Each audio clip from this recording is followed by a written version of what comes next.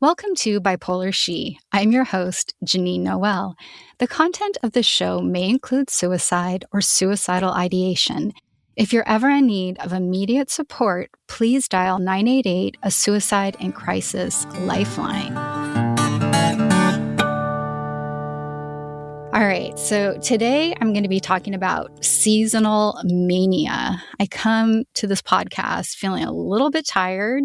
I've been waking up like an hour and a half early every day, and that is just making me feel off. But it's something important to talk about because spring and summer have the most psychiatric hospitalizations for people with bipolar disorder. And bipolar disorder is hugely impacted by your circadian rhythm. So it's kind of a dicey time. And I just wanted to jump into that conversation. The first time that I felt mania that was impacted by the weather was a really hot night in New York City. Gosh, like 25 years ago. I remember I was going to a party. I was super excited. There was going to be a director there who had directed or produced a Danny DeVito film. And I never met a real director or a real producer.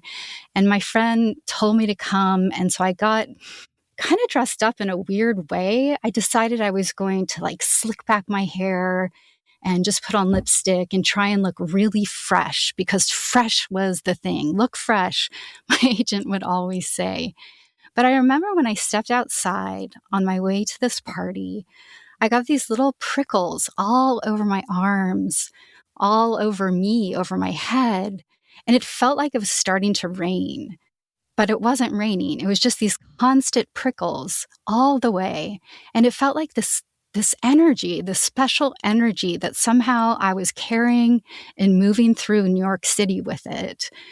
I remember the party. I think I was actually a little bit shy, but I really remember the walk home because when I left that party, those prickles and that sensation came into my palms, into my hands, and I started to feel like this zip-zap of energy, like holding me to some universal energy of some sort, but this like electric feeling in my hands, in my palms, kind of just walking out into this wondrous world. So sensitive, so dialed in, such an actor. Now, within a couple nights, I was in a psychiatric facility. So the super exciting energy shifted into something more than I could handle. But that was a hot night.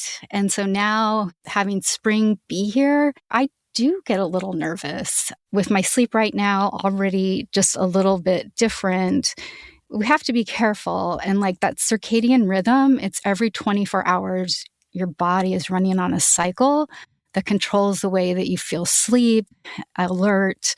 It also has to do with your hormones and body temperature.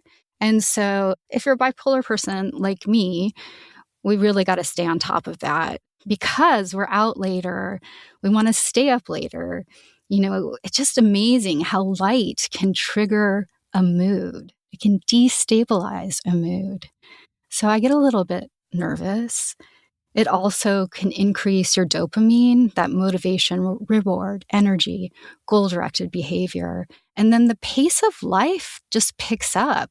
There's pressure to go do more things, to travel, to make plans, increase productivity, to get outdoors more.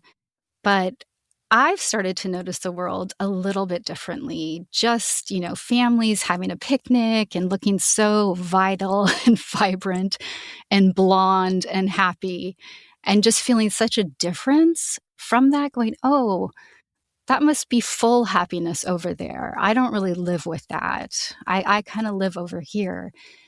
But then kids toddle over and they want to pet my dog. And then other kids come and they're chasing my dog in a slightly nervous sort of way. And then I feel connected and I feel these little chills. And then I feel more chills. I feel and see connections in the world. I see colors vibrantly. I'll have a thought and I'll just feel my hackles go up a little bit. And this happens, and I don't know if it's spring, but it's happening a little bit more. After that first time, that first hospitalization, this kind of like sensory stuff really freaked me out. And so I would just ignore anything going on in my body. But now I feel like I can kind of accept that, oh, might be a little bipolar thinking, or maybe I'm just in touch with nature. Maybe I am just feeling life, and maybe that does make me nervous. So there's sort of two things going on now in my body. I would just explain it like spring kind of dials me up, makes me more alert, gives me those hackles. Like my nervous system is just turned up a little bit. But the good part is that I'm on so much medication, there is absolutely no way that I'm going to have a restless night at this point. And I just stay in bed. When I wake up at 4:30, I just stay in bed and I get that kind of weird sleep. But I know for me, if I'm getting manic, things start to feel really good. But there's also this deep tiredness behind my eyelids, that I'm carrying this exhaustion behind my eyes.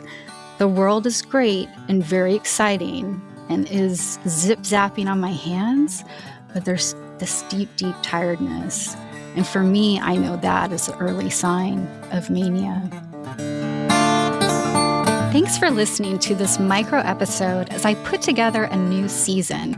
I have some great personal stories and experts in the field, and we're looking at our bipolar beginnings. Does your bipolar illness feel entirely genetic or environmental, or does it go back to childhood trauma?